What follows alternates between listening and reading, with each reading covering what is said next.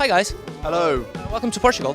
Yes. Very nice to be here. Nice to be here. We just flew in just about an hour ago, so Really? we're just getting ready for the climate. It's our first time, my first time certainly. Have you been here before? Have we not played here before? No, this is our first time.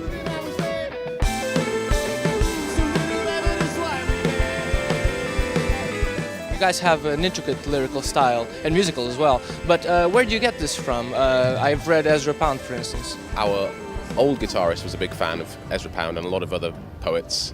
I'm not as well versed as he was. I don't know where on earth my lyrical inspirations come from, really. I don't read as much as I should.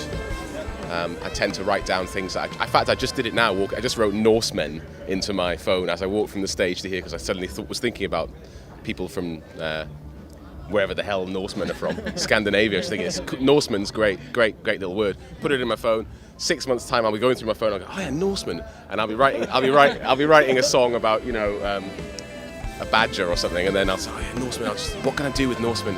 I once heard George Carlin, the comedian, say that the greatest lesson he could teach was that if you'd have your notebook with you and write down all your ideas, you'd have like an endless bank of crap.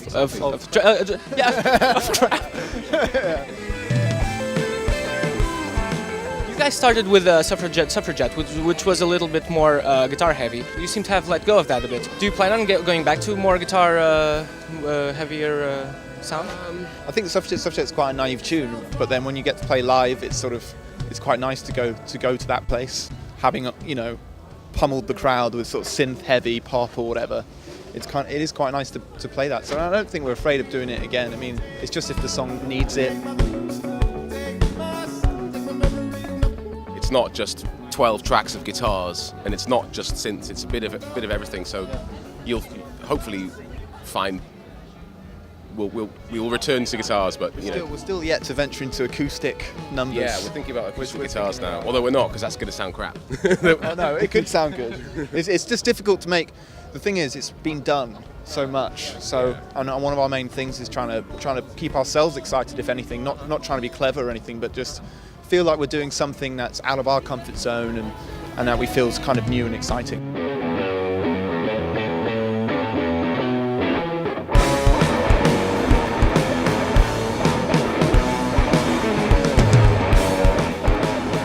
Would you tell us about your love for R. Kelly, please? R. Kelly, well, yes, he is a very misunderstood man, I think.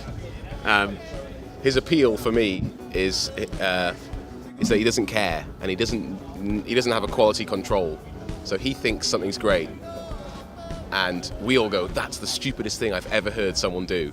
But he's like, this is amazing.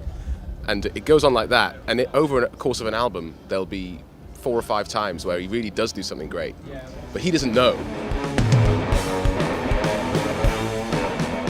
It's quite similar to a band like Deerhoof, where he literally just does anything, and then all of a sudden there's just this absolute gem, and that gem can literally be just like the start of a verse or the very last part of a chorus or anything, and sometimes it's entire songs. But yeah, or 21 videos or something like. Oh, God, don't get me started on that. Yeah, 22.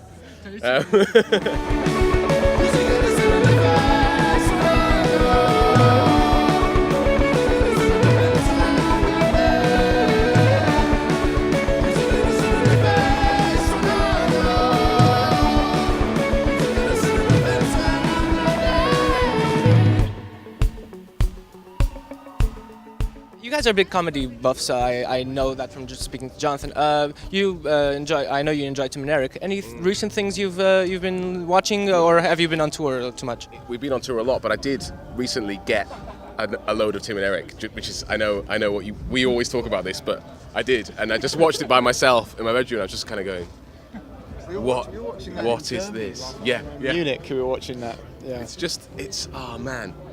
Quite often, if we find something on YouTube or MySpace that we think is so bad that it's funny, Do you have a favorite sketch? I like the Uncle Muscles, any part of that, and I really like the one where they're sort of police cops in the reclining things, and they just get shot straight away. The little carts, the go-karts. Yeah. Oh, we're not disturbing you. Oh, not at all. I was just putting the finishing touches to a track called David's House. Can we expect a return from Dave Sardine? Dave Sardine, his contract with us ran out, so we're sort of negotiating a new. His prices have gone up a lot. A lot of it depends on whether we can go back to the studio where we found the mask originally. The phenomenon that would follow from doing a Dave Sardine sketch, and we left the mask at the studio we were rehearsing at.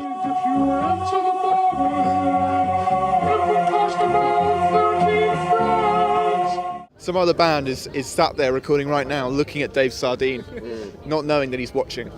Yeah, he's making notes on how to record.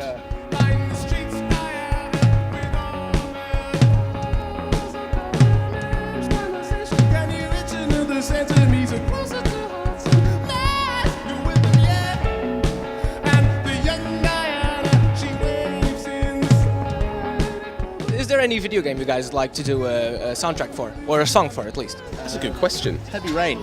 Heavy Rain 2. That Heavy would be Rain good. 2 would be a good game to do. Something that actually demands the music to do something rather than just sort of endless killing with horrible guitar solos on top. What game is that?